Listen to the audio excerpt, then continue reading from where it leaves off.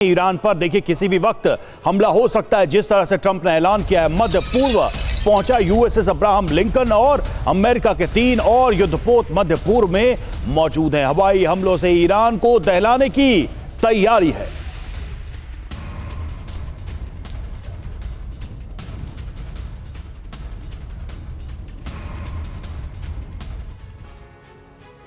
तो देखिए, अमेरिका की बड़ी तैयारी है। अब ईरान पर हमले की बारी है।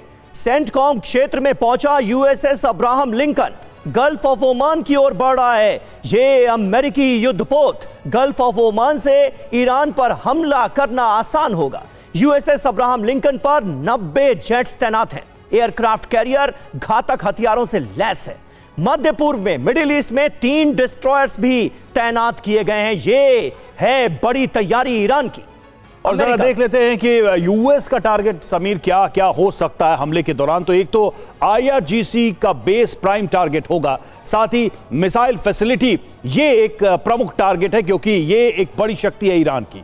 न्यूक्लियर साइट्स जो लंबे समय से अमेरिका के निशाने पर रहे हैं। इसके अलावा ऑयल इंफ्रास्ट्रक्चर को भी निशाना बनाया जा सकता है, जिससे ईरान को घुटनों पर लाया जा सके। तो अमेरिका की बड़ी तैयारी के बारे में हमने आपको बताया, और वहीं अमेरिका के खिलाफ ईरान की जंगी तैयारी सामने आई। एंटी शिप मिसाइलों को एक्टिव किया गया। 2000 किलोमीटर रेंज वाली मिसाइलें भी तैनात की गई हैं। ईरान के टारगेट पर अमेरिका के सैन्य बेस हैं।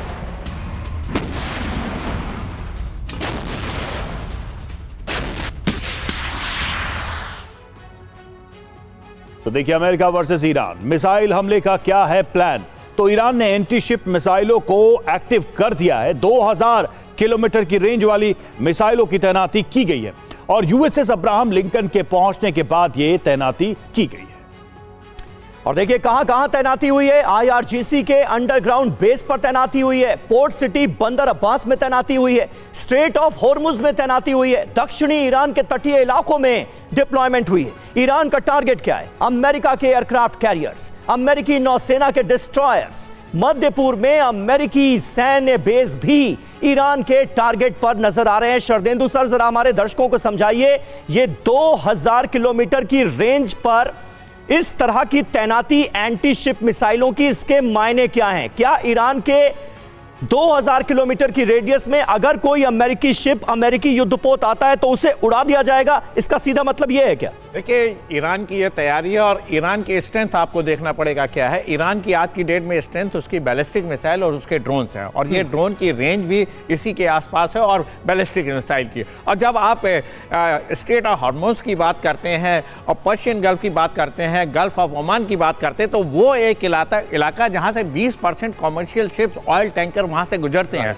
और ये सबसे बड़ा टारगेट ईरान करना चाहता है। और बीते दिनों ईरान ने सीधे सीधे धमकी दी कि अगर तुम हम पर हमला करोगे तो स्ट्रेट ऑफ हॉर्मुज को बंद कर देंगे। जी हाँ, और जिससे देखिए कितना बड़ा नुकसान होने जा रहा है। लेकिन ये अमेरिका इसको बॉदर नहीं करता है। अमेरिका जब यूएसएस अब्राहम लिंकन के साथ वहां गया तो एक बहुत बड़ा फ्लीट है, बहुत सारे के जंगी जहाज उनके साथ होते हैं, उसके प्रोटेक्शन के लिए होते हैं। उसका एयर डिफेंस सिस्टम है, और वो खुद भी मिसाइल्स और डीप स्ट्राइक एयरक्राफ्ट उसके ऑन बोर्ड होते हैं। तो एक बड़ा इंटेंस बैटल होगा अगर ईरान इस इलाके में इस तरीके की बैलिस्टिक मिसाइल को लॉन्च करता है। और देखिए, आसान टारगेट ईरान के लिए क्या होगा, जब आप स्ट्रेंथ को स्ट्रेंथ से लड़ाते तो रिजल्ट नहीं निकलता। एक छोटी सी बात है कि इन केस ईरान ने अगर किसी बैलिस्टिक मिसाइल का इस्तेमाल किसी भी एयरक्राफ्ट कैरियर पे कर दिया वंस फॉर ऑल, तो ये एक मेजर वॉर में कन्वर्ट हो जाएगा, इसमें कहीं कोई डाउट नहीं। एब्सोल्युटली, इसमें तो कोई दो राय नहीं। अगर ईरान ने ये हरकत की तो अमेरिका फुल फ्लेजेड वॉर के लिए जाएगा और तमाम तरीके के स्ट्राइक करेगा। और जो ईरान का सबसे प्रूडेंट एक्शन जो मैं मानता हूं, तमाम मिलिट्री बेसेस है जो वल्नरेबल है,